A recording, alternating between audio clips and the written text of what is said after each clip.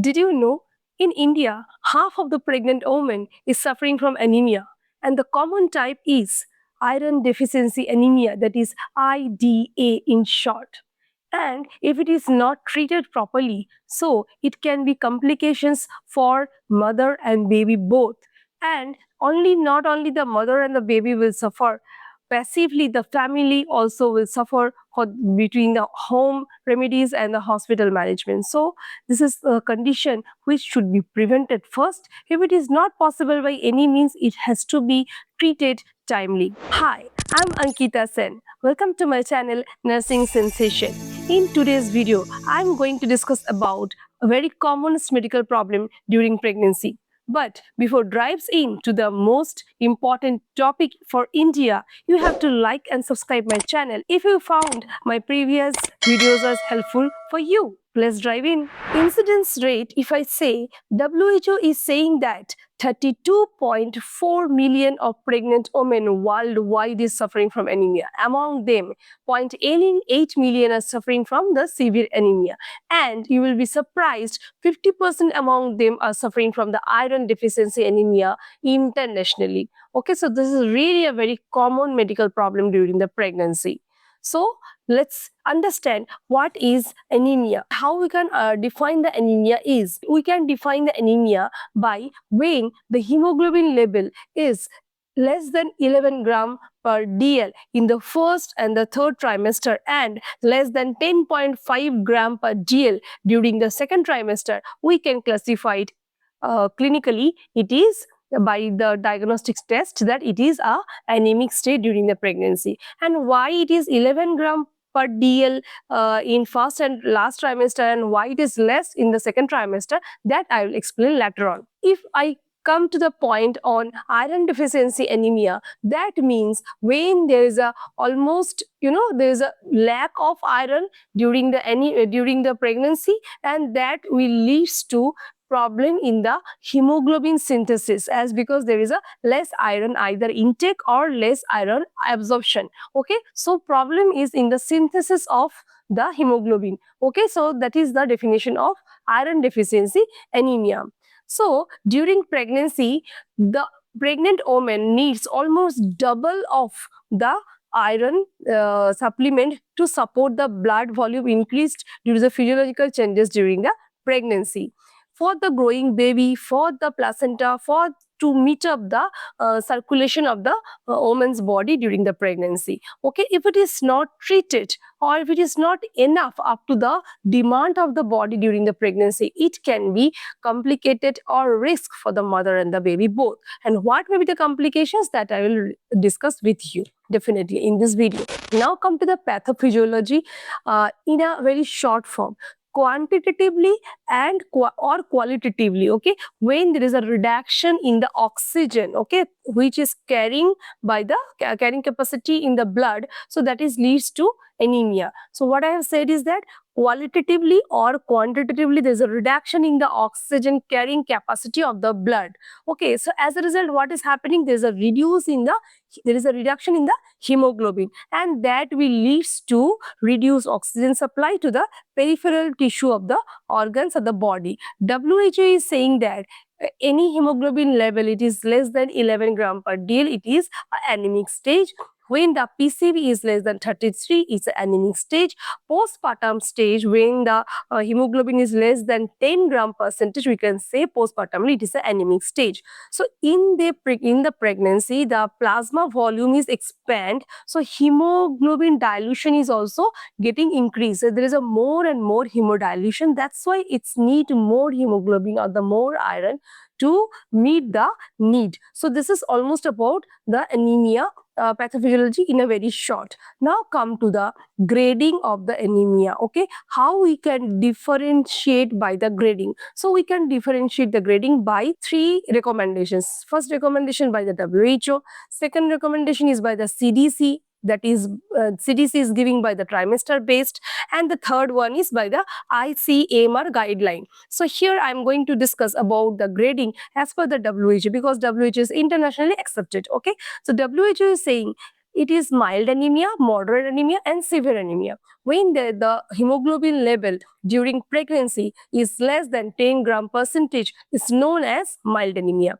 Moderate anemia, when they are saying that it is hemoglobin level is 7 to 10 gram percentage, it is moderate anemia. And when it is less than 7 gram percentage, it is known as a severe anemia. This is the guideline for the grading by the WHO. Now I'll discuss about the CDC as per the trimester, because in India some states are following the CDC guideline too. CDC is saying that during first trimester, if the hemoglobin level is less than 11 gram percentage, it is known as anemic stage. During second trimester, if it is less than 10.5 gram percentage, it is known as an anemic stage. Okay, in third trimester, when the hemoglobin level is less than 11 gram percentage, again it is known as a anemic stage. In postpartum period, when it is less than 10 gram percentage, it is known as a postpartum anemia. So this is the guideline as per the trimester by the CDC. Here is one table where you can understand easily the gradation between the WHO, ICMR and the CDC. Now come to the classification of anemia. There are two classifications of anemia, that is physiological anemia and the pathological anemia. In pathological anemia, there is deficiency anemia like iron deficiency, vitamin B12 deficiency, folic acid deficiency, protein deficiency anemia. So these are the common deficiency anemia in the pathological anemia. Okay. Next come to the hemorrhage. Any type of bleeding, acute bleeding during the pregnancy, antepartum hemorrhage, that can lead to anemia. Okay.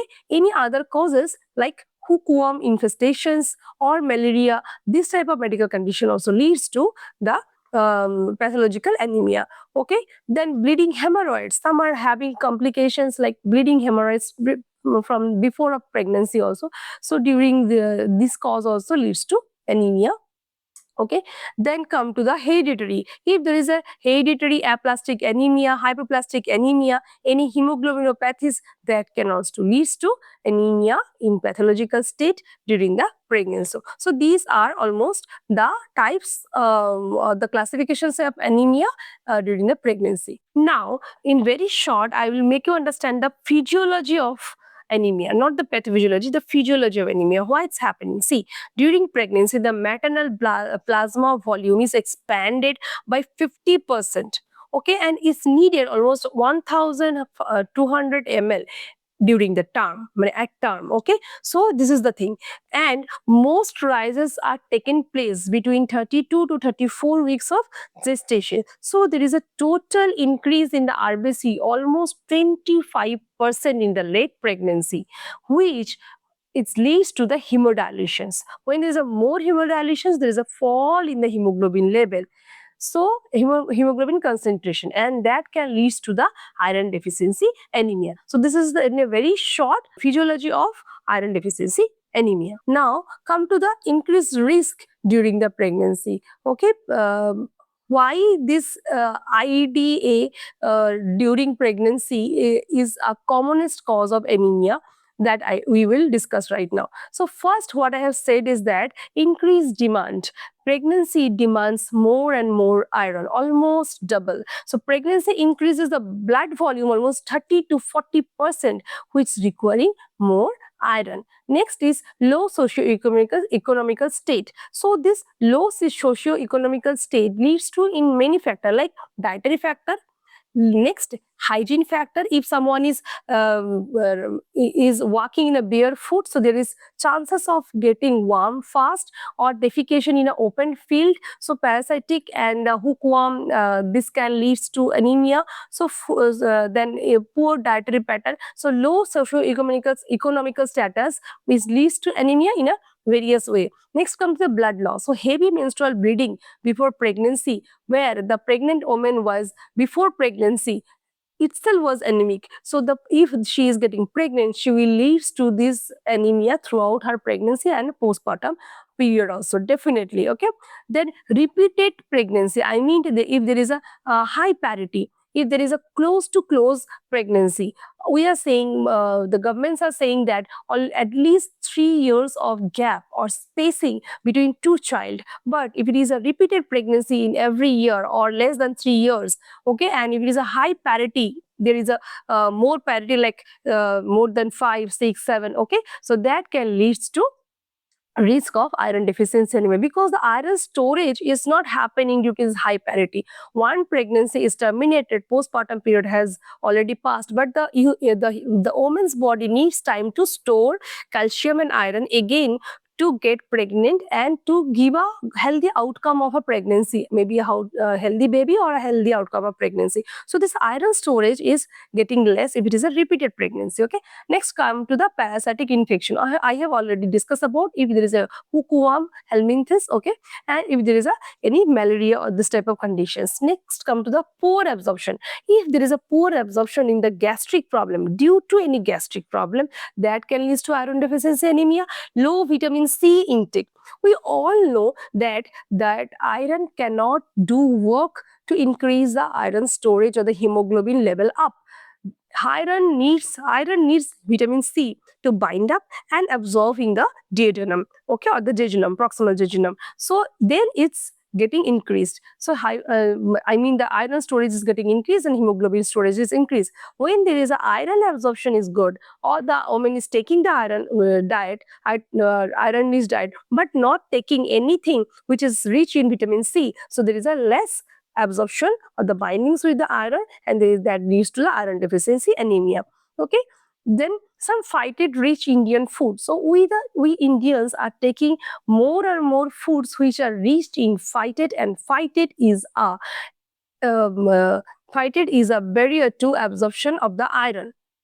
Okay, so it's an inhibitor to iron absorption. So its phytate diet is also leads to iron deficiency anemia. Okay, others are like any infections or any inflammatory disease can lead to. So as an example, what I can say you that a pregnant woman needs almost 1000 mg of extra iron during pregnancy. 1000 mg of extra iron.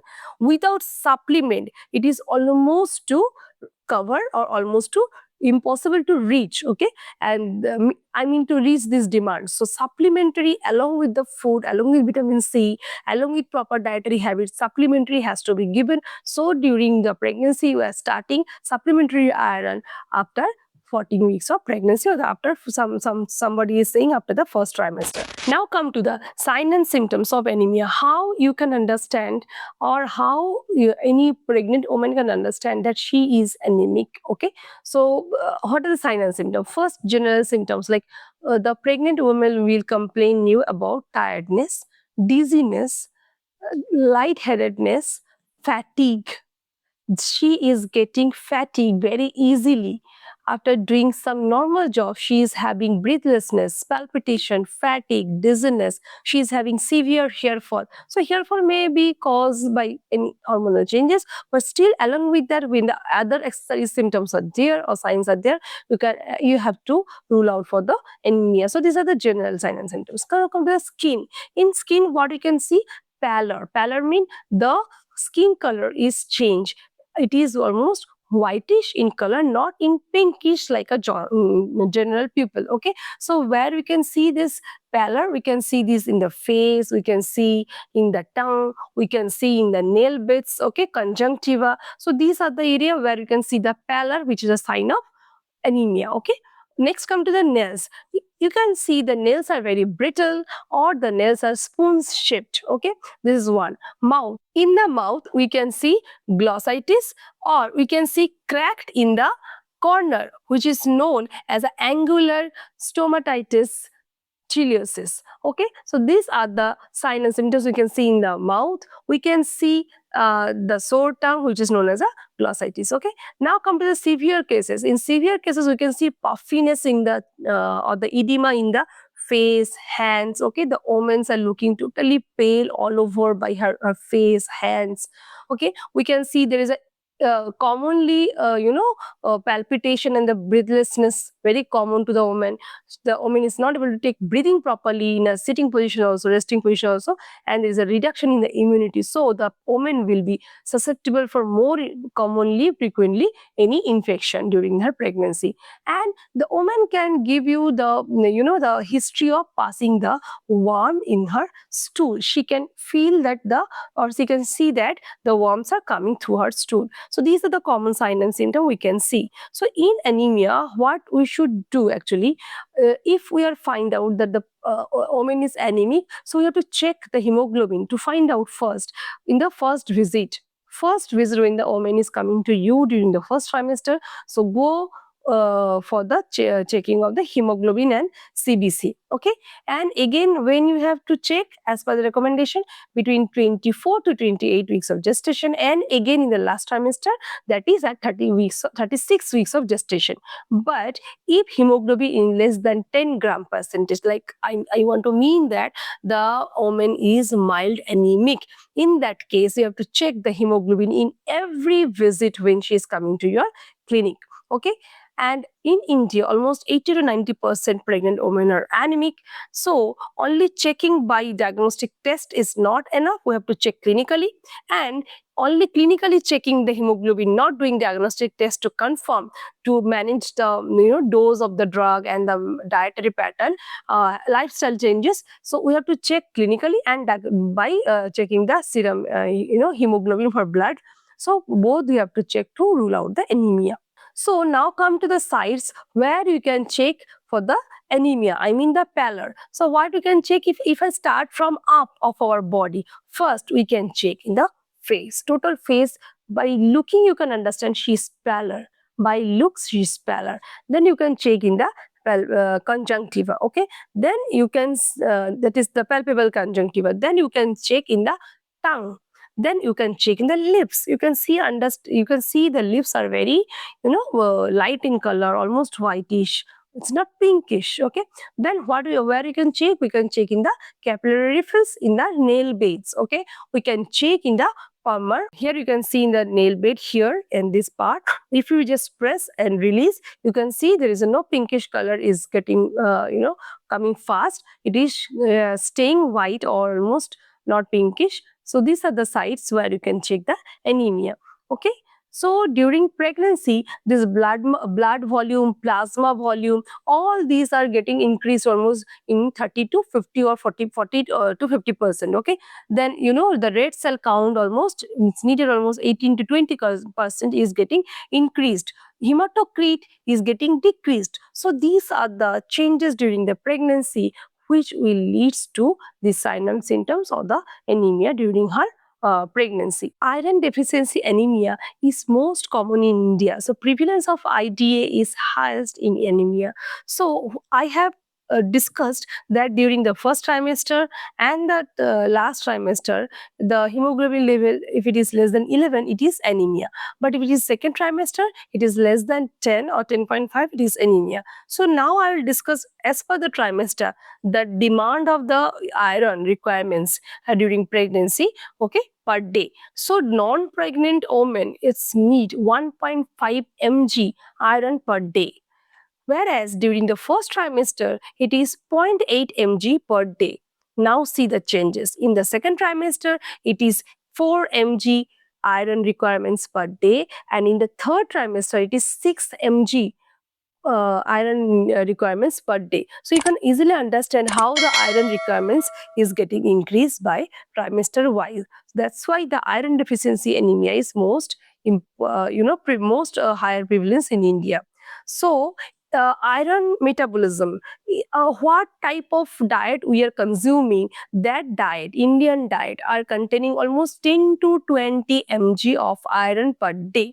So now you can say that, so you are saying it is almost 4 mg or 6 mg in the second and third trimester per day iron requirement. So what food I am taking, I am getting 10 to 20 mg per iron per day. So it's more than enough. No, the tricks is here. Only 10% is absorbed. I mean, if you are taking 10 to 20 mg of iron per day, only 1 to 2 mg per day the iron absorption is going on in the duodenum and the proximal jejunum. So you can very easily understand, if we are taking the Indian food properly, only 1 to 2 mg is getting per day absorbed in your body, whereas our body demands 4 to 6 in the second and third trimester during the pregnancy, which is not meeting the demand of iron during the pregnancy. That's why we need the supplement in between as a mediator to meet this demand.